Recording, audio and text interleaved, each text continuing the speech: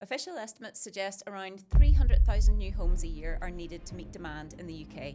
But the reality of delivering that is a lot more complicated. When it comes to planning, the house builders are under pressure to try and meet certain dates. Then it's the pressure to start getting on site, making sure that everything's running smoothly. House builders are talking about pressure at the minute, pressure to deliver. House builders have came to us last minute that they have been let down, maybe by other suppliers.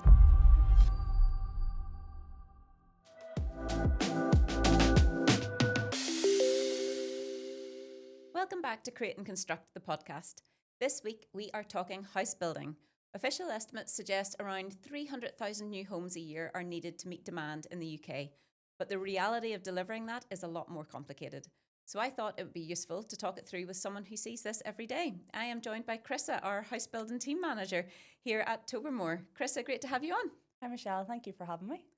Great, so let's hear a little bit more about you first before we begin. So you have recently moved from the top floor in business development down to your own little office with a couple of team members in house building. So would you want to tell us a wee bit about that? Yes, the big move happened down into our own office, which was great. Really let us focus on the house builders, just having our own little team down there. We were really loud whenever it went down there. We were used to a team of about 15 up there. Everybody was speaking over everybody. So it was lovely to just get down in, finally get our tone and get working. I was going to say it must be much quieter in there now. It just is, the three. yeah. Have you kind of all decorated and everything as well? It smells girly, which is good. It smells girly. Very good. And is it full of lots of laughter as well? Yes. What makes you say that? Oh, just one of your team members might be known for having the most contagious laugh ever. Yeah, you can't have a bad day whenever Laura's in the office if you've heard her laugh. It's great. Oh, I love it so much. Honestly, we hear it at the 10:30 tea break when we're sitting in the office, and we always hear Laura's laugh over everybody else, and it makes our whole team laugh as well. Yeah, she's a bundle of joy. I know maybe Sam can do some of his wizardry and play her laugh over the video just to let the listeners hear about it as well. Yeah, I could nearly hear her in the office right now. If you listen hard enough, you could probably hear her. So you are in Housebuilding Team Manager. How did you get there? What was your journey to house building? So previously in Tobermore, I started in the order management team, as it's known now, just working with the merchants and some small ground workers at the time, placing their orders on the system. Absolutely loved it. At the time then, I had went down to work in the merchants in Monster. Mm-hmm. So for anybody that doesn't know Ireland quite well, it's probably the furthest you can get from where we're based at in Tobermore. Mm-hmm. So I hopped in my wee van and went down every week, just getting in around the merchants down there, making sure they had all the products. And then in January 23, I moved into the house building world, which was completely different, and I haven't looked back since. I absolutely love it. Love working with the market. Brilliant. That was some trek from here, I have to say, was. down the bottom of Ireland. People would call me a bit crazy for going down, but it was great. Got you in around, and it was a completely different customer type than we were used to, so it's great. And did you enjoy being out in the road? Yeah, I did. Okay, it does take a certain type of person to be out in the road. Yeah, walking into merchants on your own. I was only 21 at the time. Okay. So walking into merchants on your own was a bit overwhelming, but it was great. Great confidence booster. Well done, absolutely. So you speak to house builders every day. Yep. What is it that you're hearing from them right now? The big thing is pressure. When it comes to planning, the house builders are under pressure to try and meet certain dates.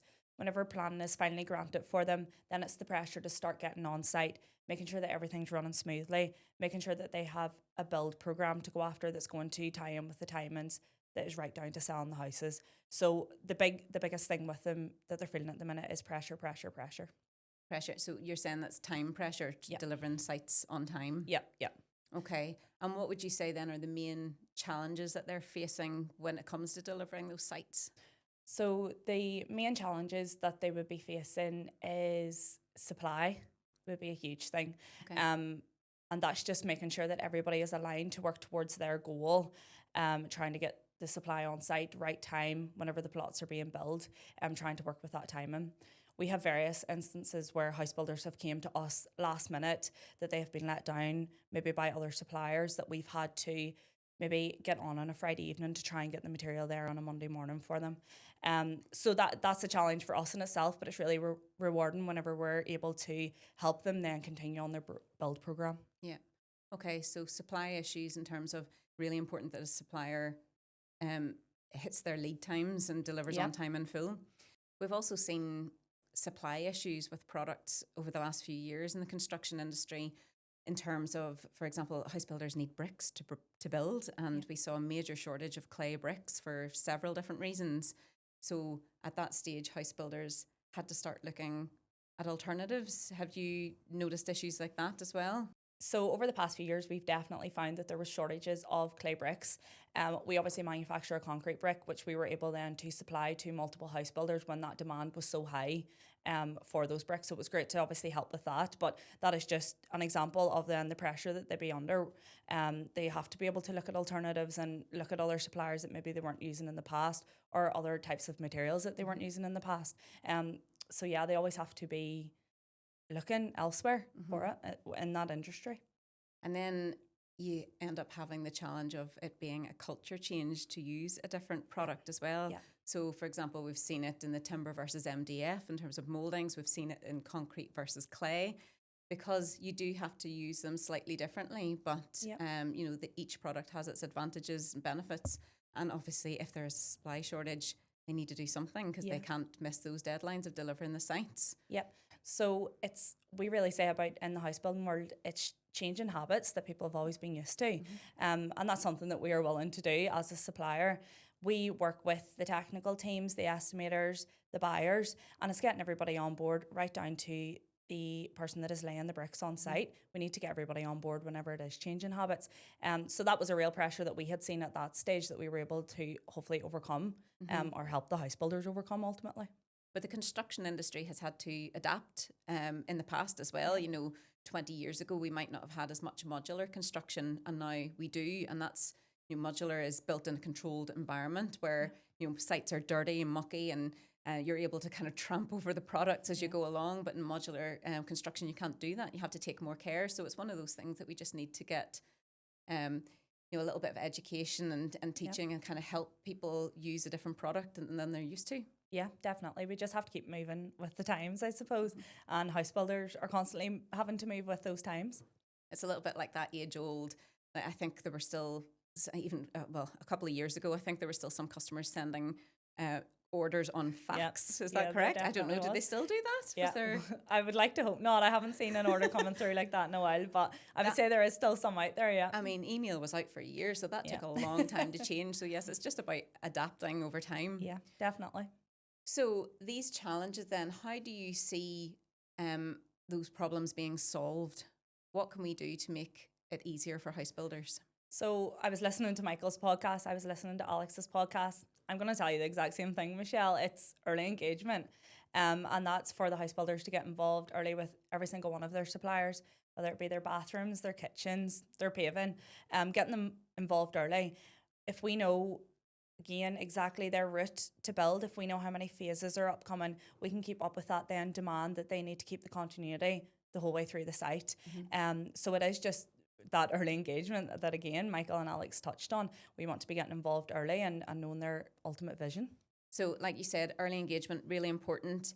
And it also helps with that communication funnel right down, from the people that are specifying right down to the people that are installing. Would that be right? Yeah. Well, from my own personal experience in Tobermore, we are very lucky that we have a huge sales team that are out in the road that can help with every single one of those steps, from specifying the hard landscaping right down to installing it on site. So we kind of have all that covered, that we can then keep up that communication the whole way through with different stakeholders. Okay. So you've maybe answered this already, but what would you say would be the key takeaway for, if any house builders are listening, what's the key takeaway from you? So I have already touched on it, Michelle. It obviously is early engagement. You can see from Alex, Michael and myself, you need to be getting your suppliers involved early. If you are showing them exactly how you want your housing development to be then perceived to the end buyers, we want to get involved and help you create, I keep saying the word vision, but help you create that vision of exactly the way that you want the plots to be at the very end of the project. Well, there is that saying, many hands make light work. And you did say at the very beginning that pressure, house builders are talking about pressure at the minute, pressure to deliver. But if they share that with their suppliers through that early engagement, it'll take the pressure off them a little bit. So 100%. hopefully some house builders listening will we'll be able to use that information for the best. Hopefully. Thank you so much. That is brilliant. We are going to end, as we always do, with a little this or that, if you're ready. Yep, go on ahead. Okay, you know the rules, yeah? Yep, know the rules. Okay, let's go then. Warm red facing brick or cool grey? Warm red. Warm red, yeah, I would be the same. Traditional. Value engineering or spec it right first time?